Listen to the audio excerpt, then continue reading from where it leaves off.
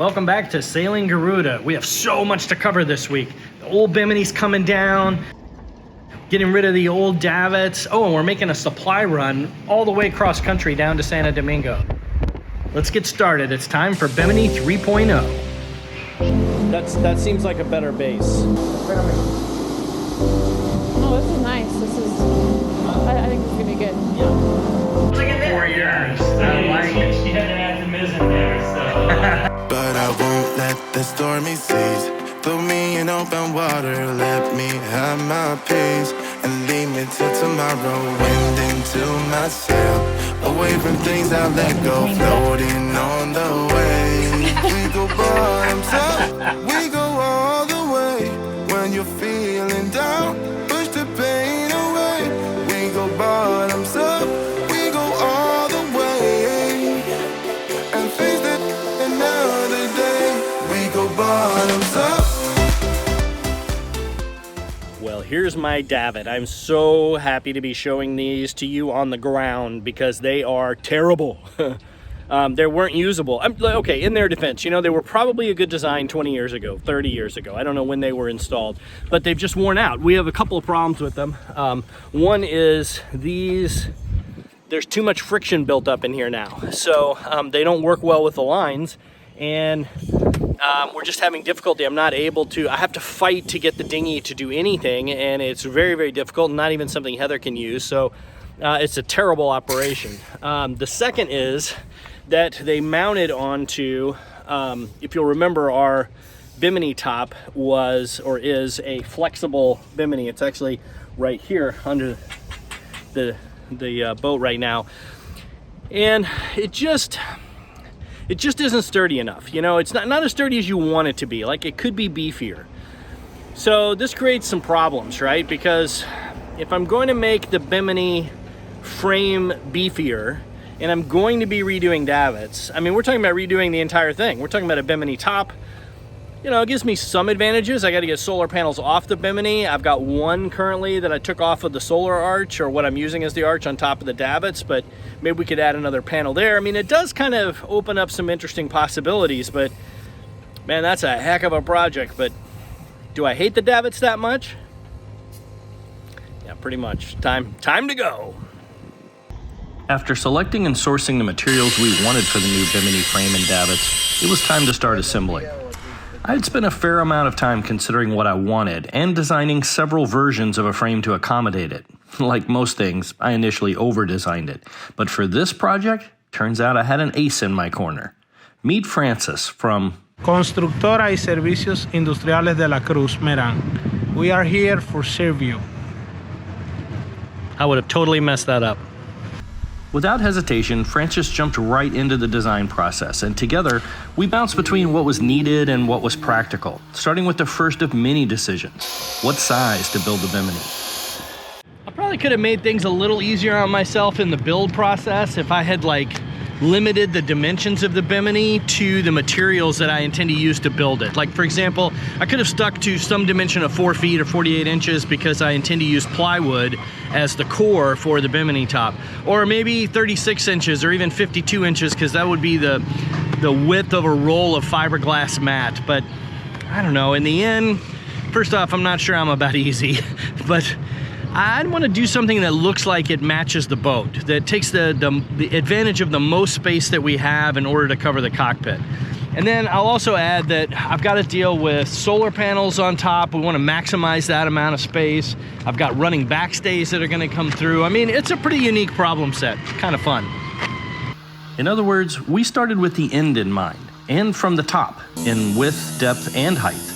And with the top dimension settled upon, then we began considering how to best support it. We decided on a swept front leg, me because of the aesthetics, Francis because, well, frankly, it makes it a whole lot more stable, and we're all about that.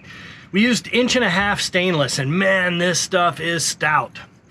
So 4 legs, 2 on either side, leaves us 2 legs in the back to kind of keep the stability across the Bimini, and what will be left is just enclosing it. The original aft railing cut into the usable space of the cockpit and kind of crowded the functionality. Widening the footprint of the frame will give us more space, but to take full advantage, we'll have to design the davits first. Trying to size where this is going to mount on the boat. We've done this a couple of times. We're just kind of making our best effort. You can kind of see the blue X over there. It seems to be about our height. So these are going to be the legs. We haven't sized them yet, but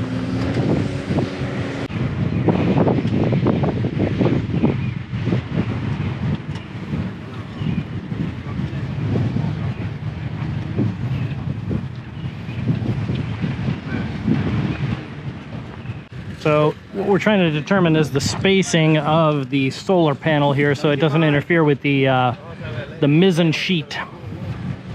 This was our mock-up. We're moving solar panels around, trying to determine the distance. There's a couple of moving parts here. One is this angle right here. So you see we're just using like tack wells to try to get the spacing. Sorry, we're in the boatyard, so it makes a lot of noise. And then the second measurement is the distance out that the solar panel needs to be able to extend without interfering with the sheet there for the mizzen, because we got to have control over that without any type of chafing or anything else. So anyway, just trying to get our spacing right.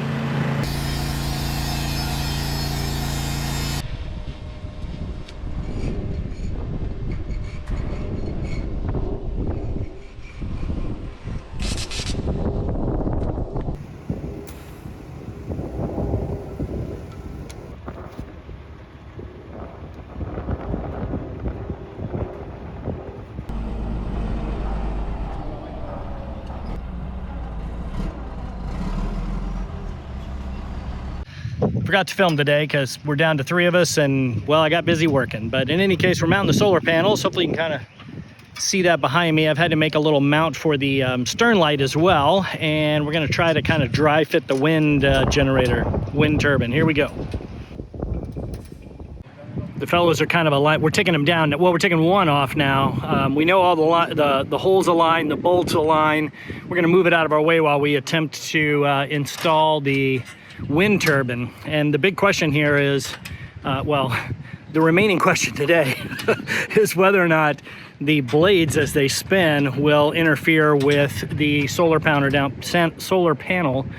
down below. So anyway, we're testing out a little of my middle school geometry. So is it high school geometry? I think it was middle school. I don't know.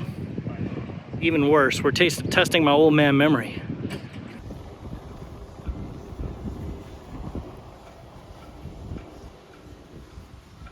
All right, we're back the next morning and we're actually working on a Starlink bracket. Let me see if I can show it.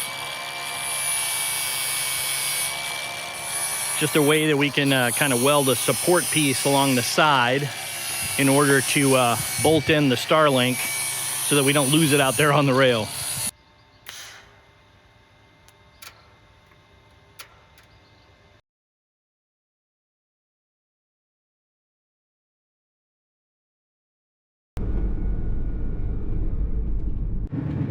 Well, you may have noticed we're not on the boat, not in the Airbnb. We're actually on a little bit of a road trip this weekend. That's Dallin and Holly and the boys from Kaizen in the car in front of us, and we are working our way southward. Actually, it feels like we're going vertical. We're going upward, working our way through the Dominican Republic down to Santo Domingo. Kind of have a two-purpose trip. Well, I don't know. It's like all things in our life. It's part vacation and part boat supplies. But kind of looking forward to exploring a little bit, seeing a little more of the DR.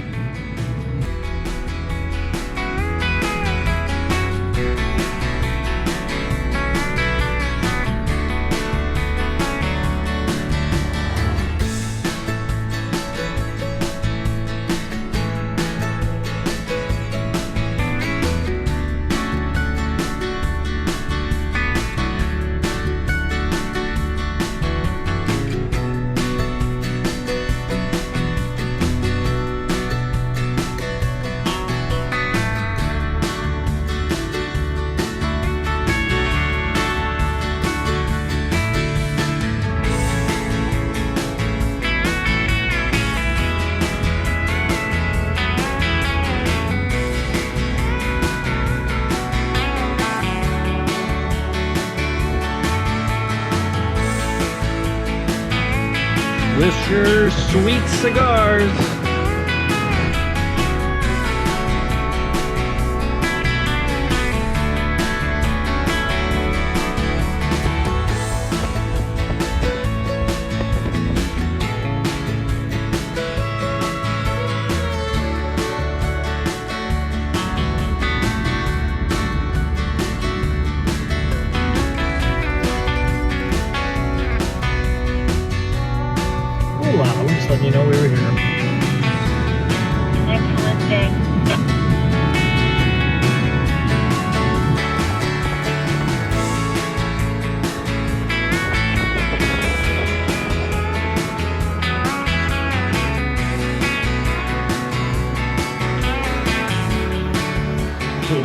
This is swanky.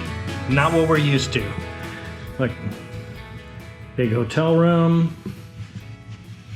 Great view. Clearly got a pool. Looks like we got some, I don't know what that is. Tennis court, sport court, something or other.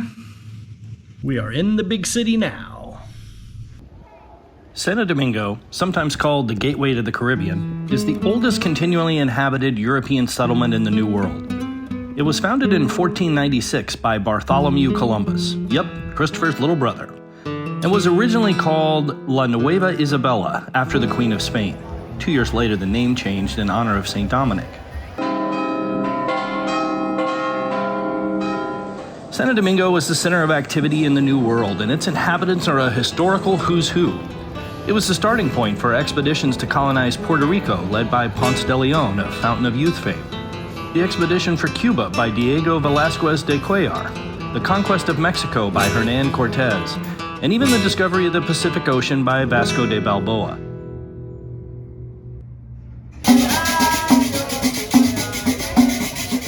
Given its rich history, the city has been raided and captured many times. Sir Francis Drake took it in 1586, and it was a bargaining point in the 9 Years' War between France and the General Alliance, that's the English, the Dutch, and the Holy Roman Empire, with the western third of the island ceded to France by treaty in 1697 and eventually becoming Haiti. It was recaptured by the French, then the Haitian rebels, then the Spanish again, until in 1821 the Dominican Republic became an independent country. There have been several dictators in the history of the DR, one of which, Trujillo, even named the city after himself, but he got assassinated in 1961 and the name has returned. It's remained Santo Domingo ever since. Modern Santo Domingo is the cultural, financial, political, commercial, and industrial center of the Dominican Republic, and its size is simply inescapable. The metro area has nearly 4 million residents, something akin to a Philadelphia, Phoenix, Barcelona, even a Munich.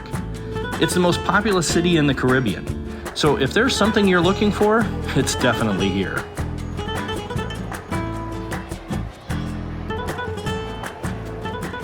We spent a day looking for marine supplies, and it kind of turned out to be a little bit of a bust, but we get recommendations here and there, and it led us to this place, which is awesome. This is a resin factory that mixes their own resins, their own poly resins, and fiberglass cloth.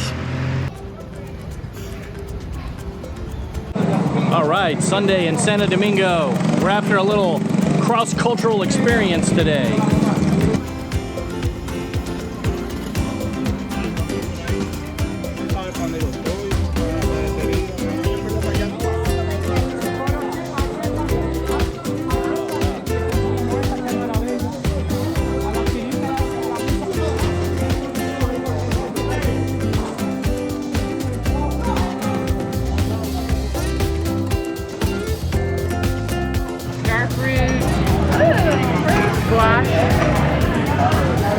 How is it? Very good. Yeah?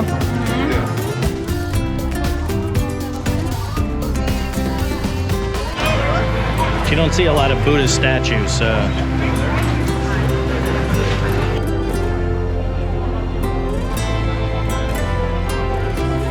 Food booths are really popular.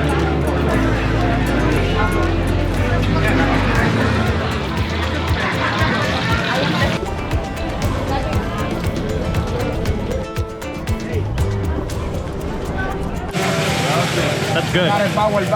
Got a veggie egg roll. Man, I could eat a lot of these. How do you like it? Very good. Not very healthy, but good. Nope.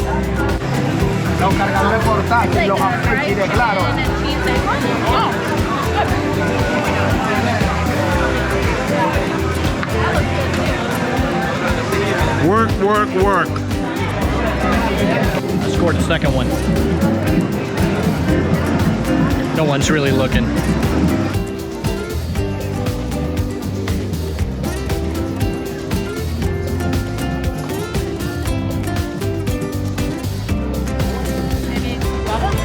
Guava inside the bread? It's kind of cinnamony. You're not going to be the judge of I this. have no idea. I don't know what it is. Oh, it's good. It's sweet though, right? I I'd make an awesome breakfast.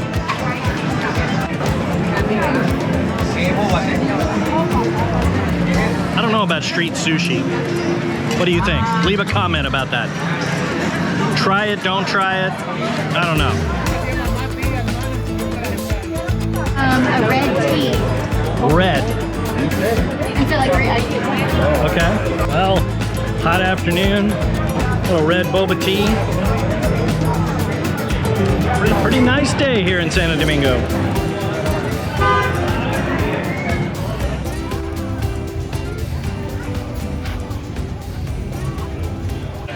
Had a quick rest. Out for the evening now. I'm gonna grab some dinner. Check out Santo Domingo by evening.